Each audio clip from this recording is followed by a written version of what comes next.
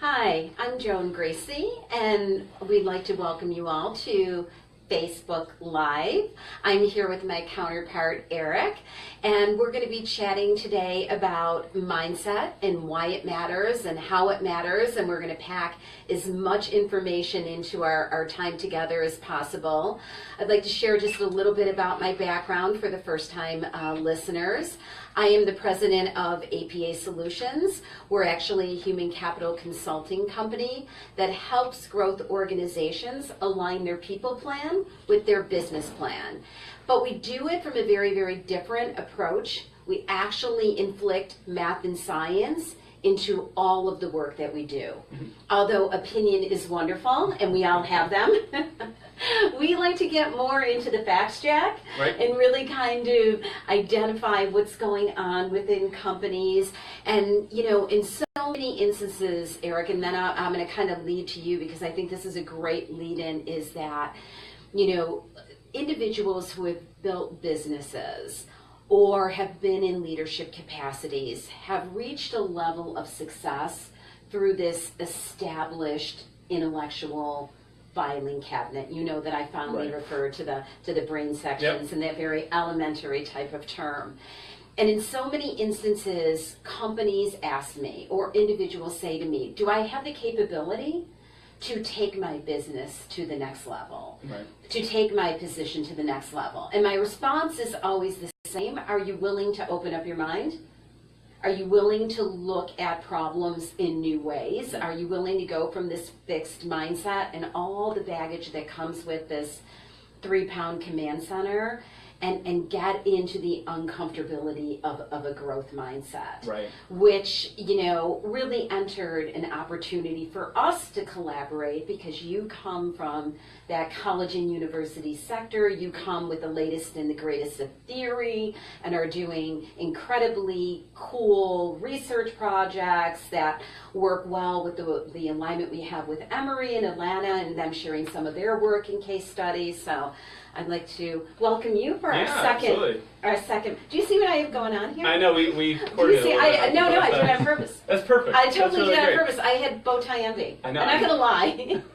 You looked so adorable. I'm like bow tie envy. So. Yeah, I'm trying to make sure I have enough bow ties to go for Well, all I'm of just these saying, events. now the expectations are pretty high. Yeah. So yeah, because you know, our office dog, Winston, he got a bunch of new bow ties. That's perfect. That's really He good got to a hear. bunch of new bow ties. So maybe next month, maybe we can bring out his bed, because he sleeps a lot. He basically should be fired, and we could show you one of his new bow ties. But no, I'm really happy to talk here again. I think from last time and then with the Women Up Conference, there was a lot of warm reception that we got about just what we now know from a neural basis about stereotypes and this fixed mindset. And what's interesting is that from a brain-based standpoint, our brain's always trying to lay down the foundation for all the things that we're encountering every day so that we can make sense of what's going on around us.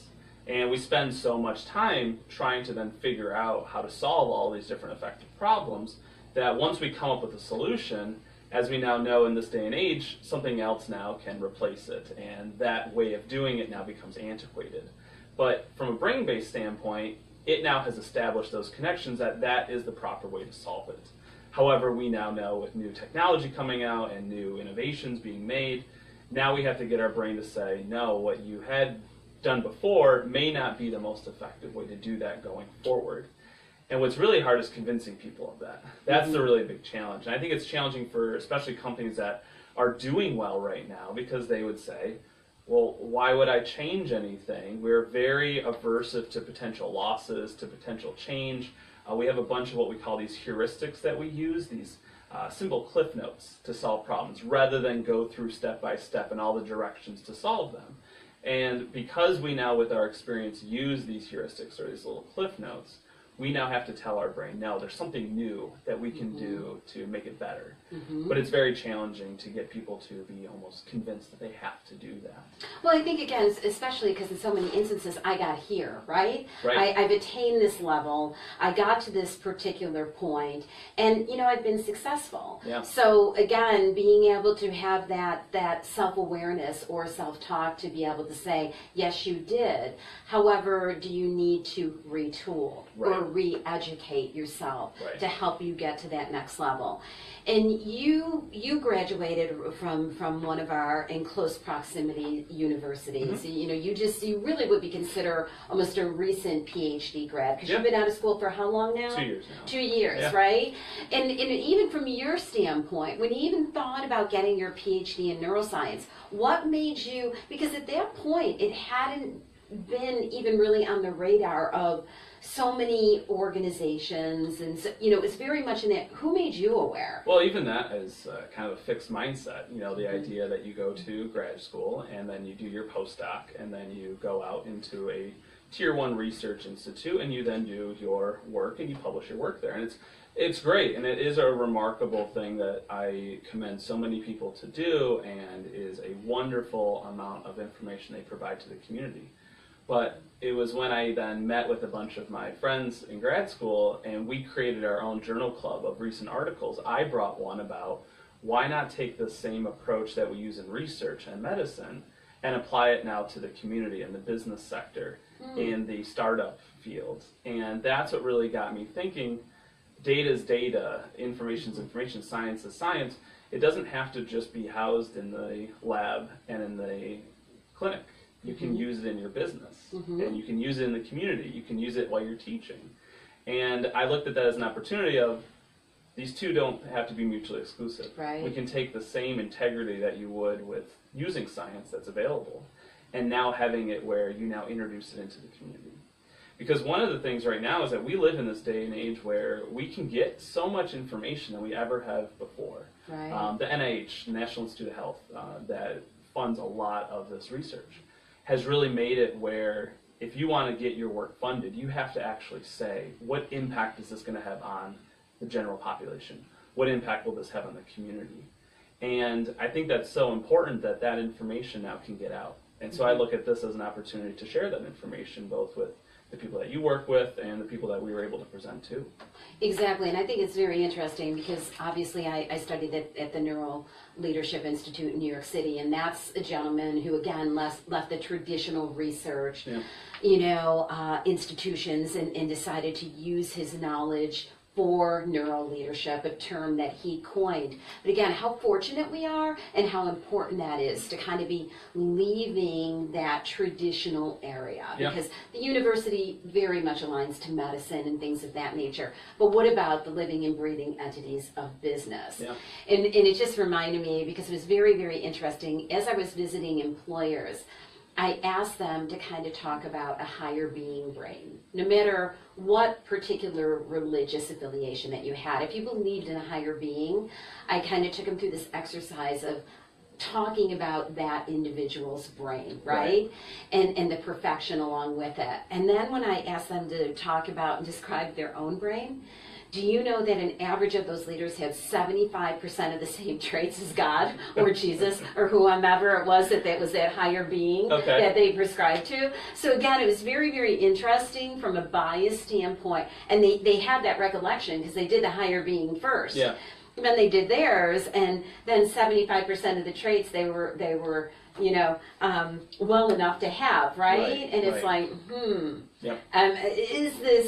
is this origin really as perfect as I think or I believe, or whatever the case may be? So it's just very, very interesting, again, that self-awareness. How do we perceive ourselves versus, how do others perceive us? And it's a very, very interesting topic. And it's challenging because we're designed not to be robots or computers. We work in a very different way.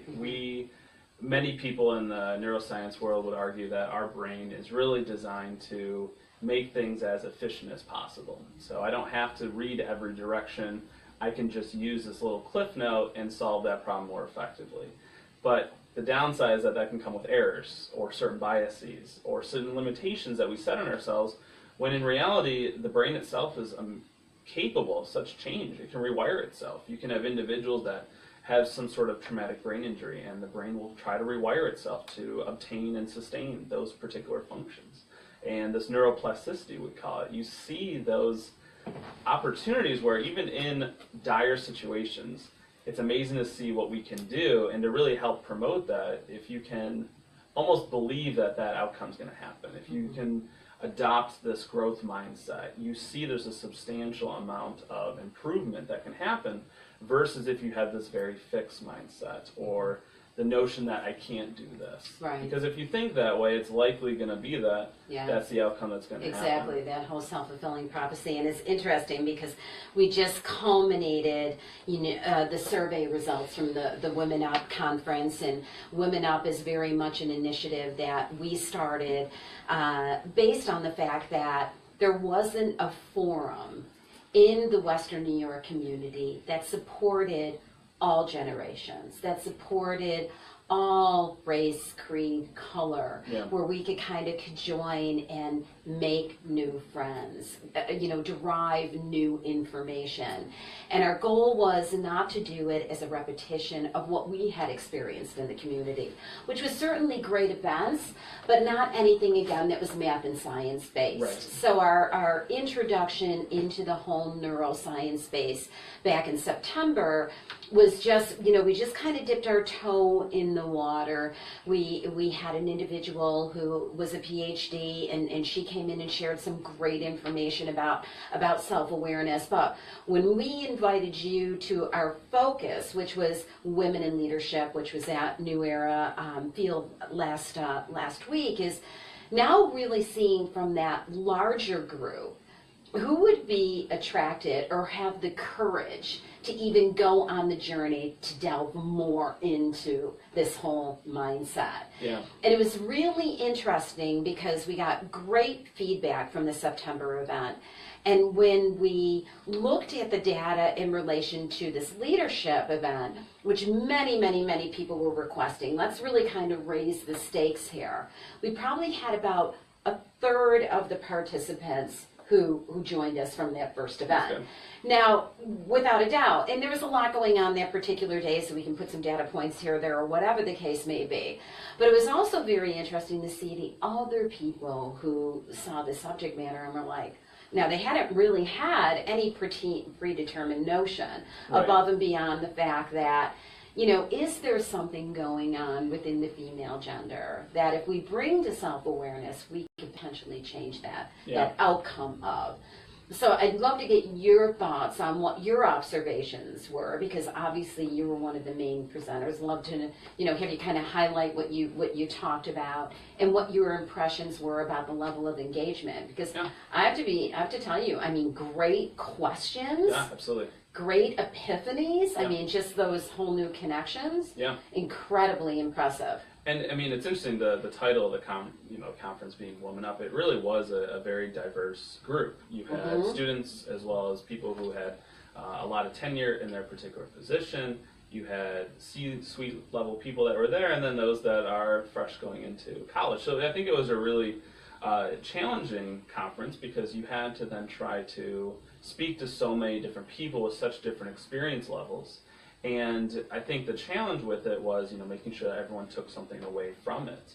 I think for students, I'm hoping that they took away from it quite a bit about looking at the actual research that's out there on stereotypes and the impact that it can have as they now go forward with their career, their majors that they decide, and let it be more about the skills that they have, the interests that they have, the passion that they have, and not so much the way that you look or the gender that you affiliate with, and really focusing on the skills. Because again, from the research that was talked about at the conference, when we really reaffirm our capabilities and the skills that we have, we're much more likely to be able to succeed in those given areas or feel that we now have the confidence to do that. And then on the opposite end of it, you had a lot of people that have a remarkable amount of experience in that work-related field. So for them, I think then the challenge I had is, well, how do you convince them to change? They like you said, they've made it. But really honing in on, look at all the hard work that you have done. Look at all the things that you have been able to overcome. And those are really the role models that really now have become this exemplar to follow. And those are the types of stories that can help people to succeed, I think, as they're struggling in their particular field or obstacles that they're running into. And for them, really now looking at the certain traits that they have, the skills that they now have acquired, and really now looking at it as, I agree with you that you have succeeded, But there's so much out there that if we can still get our brain to train every day in some way, learn a new skill, learn a new aspect about yourself, you can really see such remarkable advancements from the brain's perspective. And I love what you talked about at the conference, like this notion you can't teach old dogs new tricks is such an antiquated idea. We really do have the opportunity at any age, with any skill set, to really improve if you genuinely believe that you can. If you open yourself up to this, to try it, to work through these skills, and you do see from an evidence standpoint that there will be improvement if you truly genuinely believe that you can do these things and that you can train with them and you can practice at them. Yeah, and you keep on referring back to these cliff notes, okay, which, again, I describe more as shortcuts. Yeah. But again, these cliff notes are going to have gender stereotypes attached to them. Because again, the brain is going to shortcut right to that easy access. Yeah. All right. So again, when you look at those stereotypes, I guess, the difference in being out in the workforce for the amount of time that I have versus the amount of time that you have is that when I looked at the representation in that room, clearly there were people that were genuine about wanting to become more self-aware. Right. And they wouldn't have been there if they weren't more self-aware. Every time I meet a potential client and they're just like, well, we've got all this going on, and I'm like, well, what am I doing here then? Right. Right. If all this is such panacea, I mean, you didn't bring me here for, the Paulo's Donuts. I mean, I do love them and I bring them. But the fact of the matter is, again, you've seen a need. You've seen an opportunity, and so now it's more of, are you going to open your mind up to that opportunity? And I think that was what was so fascinating about the group, was that you bring all the generations together, race, creed, color, and it was just so fascinating how these results were so similar. Yeah. We stereotype generations, and we have all of these differences, yet when you look at the data is so clear that we have this mind consensus, if you will. Yeah.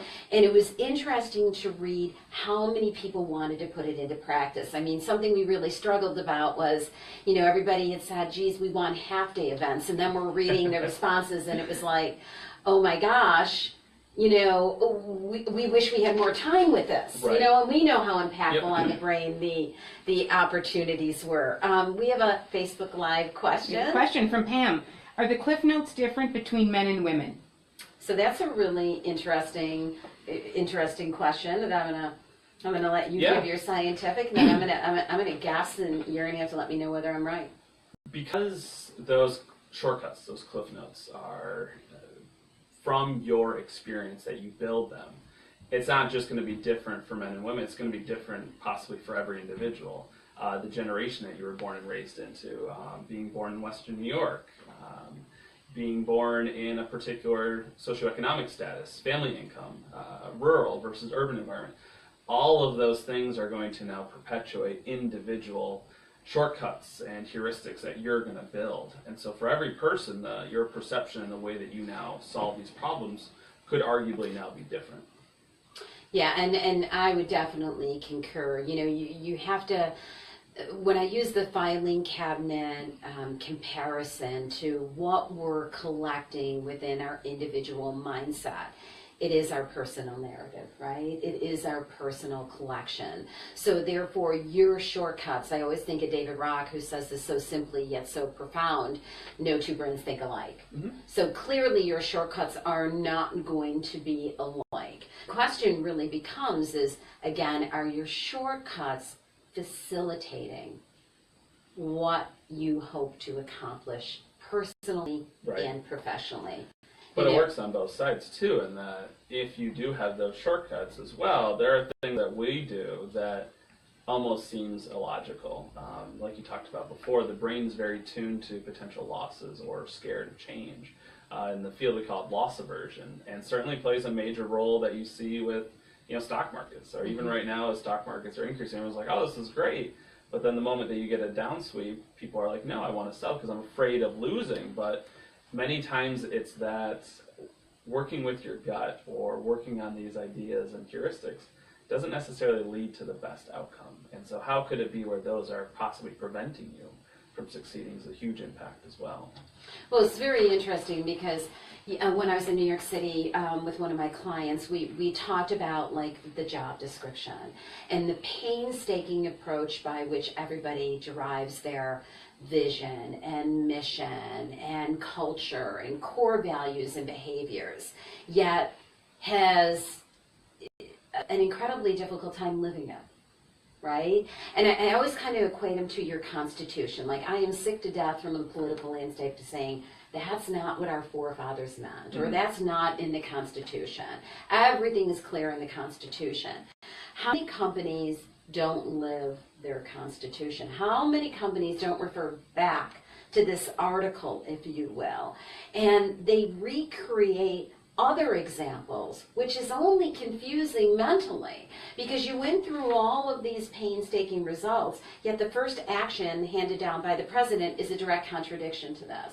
So if you have words like collaboration, if you have words like this in your job description, well then guess what? You have to figure out how to live that. Right. And then you can't not collaborate because then that's a direct contradiction away from your constitution. Right. And I think, again, as businesses, that's so often what we see from going from a business practice to a people practice. Mm-hmm. Don't just put together a glass door and then expect that things are just going to happen. When you establish that constitution, you have to figure out how your party lives by it. Yeah. Well, even then, that document becomes a heuristic. That becomes a shortcut. But the issue, though, and going back to that question, which was great, is if now two people take that document, they may interpret it very differently. Right. And as a result, you might now see different interpretations, different directives. And so it's a question now of realizing that everyone has each of those different perspectives in themselves and how they go about their daily business and their eventual career goals, I think is really quite important if you want to effectively change both yourself and change the way that your business is running. Mm-hmm. But I think what's interesting is, again, as we look, and anybody who knows me knows that for me, Wegmans, who's not one of my clients, is the poster child for this. Right. I mean, they've created a very conducive culture to this. I mean, they use psychology, cognitive behaviors, neuroscience. They have a lot of different math and science going on at the same time, and they pivot accordingly. Yeah. They certainly use their fixed philosophies, but they pivot as their business continues to grow and change. And I think the more clear-cut those behaviors are, the more clear-cut the expectations are, the easier it is for everybody to be alike think. Right. But again, I see so many mixed messages from senior leaders in that they're not speaking the talk. So therefore it leaves it up to my personal interpretation over and over and over again. Yeah. And how do we get to a team think? Well, and I think that was one of the comments that came up from the conference was this is a great thing to do to present to women that were there. But at the same time, we need to be having this conversation with men, but we need to be having this conversation with other generations, with people who are fresh in high school, middle school, etc., that yes, these stereotypes exist, and because of the way that our brain works, we're never going to get away from them. It's impossible not to. Right. So our body's just bombarded with all of this sensory information at every moment of the day that there's no way that we couldn't operate without these shortcuts. But at the same time, the question is now by knowing them and the impact that they have, how can you now use that to make effective improvement going forward for both you and those around you? And so I love the question about, this is great to have here for us and women in the room, but let's have this with men as well. I say, yeah, absolutely. This is a conversation that should be had with everyone, and this knowledge needs to be known for everyone and the impact it has on your behavior, both good and bad. And I think that, again, was the commonality of what we heard back from the initial conference is that, this is all wonderful. However, how do we influence others? And, this is an initiative that will continue to grow and continue to be enhanced so that it is interacting. And it's something that we've given a lot of thought to for our day-long event. Do we bring in men that, potentially have changed to more of a growth mindset that supports different generations Right. and supports different genders? Do we have examples? Do we have examples that haven't? And maybe collaborate those and let women ask them questions versus, I think there's there's a lot of cool ways that we could kind of do that to get that that dialogue started, right? Right. And heated up to the exchange of moving towards execution. So, well, it's been almost a quick time together, and I'm Joan Gracie as part of APA Solutions, and I'm here with my strategic counterpart, Eric Nealins, who's a PhD in neuroscience graduate, and we're talking about how important your mindset is to growth. Yeah. How important it is to your personal growth, how important it is to your professional growth, and don't be marred with the pain and suffering that you can't change. Right. But there has got to be a want to change. Correct. There has got to be a motivation to change. Right. I always love when I'm hosting one of these offsite retreats and then the owners announce you need to be creative. Get creative, right? Like a switch, right? Like just like a switch, it happens. Yeah. So those are kind of my profound words. Is in ending today, are you willing to open your mind to look at an old problem in new ways and truly do it in new ways? If we took away, the 10 steps you would have taken, can we pick 10 more? Right. Well, there's nothing to lose. I mean, in the sense of just reevaluating what you believe in yourself, what you think about these given stereotypes that are out there. I mean, it's interesting as you now start to become more aware of it. You really hear about them all the time. There's the one that just happened with Jameis Winston, the quarterback for Tampa Bay, spoke at a school just recently and was like, let's have the boys stand up, and then the girls were to sit there, silent. And I know that he had a lot of other things that he talked about, but it's interesting that now is what was said, and that's now the takeaway from it. And it really just keeps honing some of the impact that these stereotypes have, and really to kind of fuel them over and over and over again. And so it's now, I think, as more knowledge becomes available, and as you now start to use this knowledge for yourself, why not take the opportunity to think of how this could impact your life? Because at the very least, it'll just help to reaffirm what you're already doing, which is great, giving you the confidence to go forward. But at the same time, it may now be eye-opening to say, I never really thought about how this could actually stop me from trying something new, or to ask that person for a collaboration, or something that you would have never even thought of. And it's that first step of self-realization that I think is important for that improvement going forward. And in the meantime, you're exercising your brain, right? Yep. You're working it out, which is awesome. You're potentially creating new connections, which is awesome. Absolutely. And it's all good stuff. Yeah. All right. Well, this quickly closes out our February Mindset Matters. We're going to be doing this on a monthly basis, and they're about every 4 weeks apart. Don't hesitate, because I know we got some emails today where people asked if they could ask questions ahead of time. Absolutely. We'll hand those into Caitlin, and she'll be happy to, read them intermittently throughout our time together. But thanks so much. Yeah, thank you. Yeah. And we'll look forward to chatting with you next month. In the meantime, our telephone number is 1-800-230-9651. My email is Joan, Joan, @apasolutions.com. Any direct questions? Twitter @Joan Gracie, LinkedIn Joan Gracie, and I think then we're in good shape with that. Have a great day. Thanks.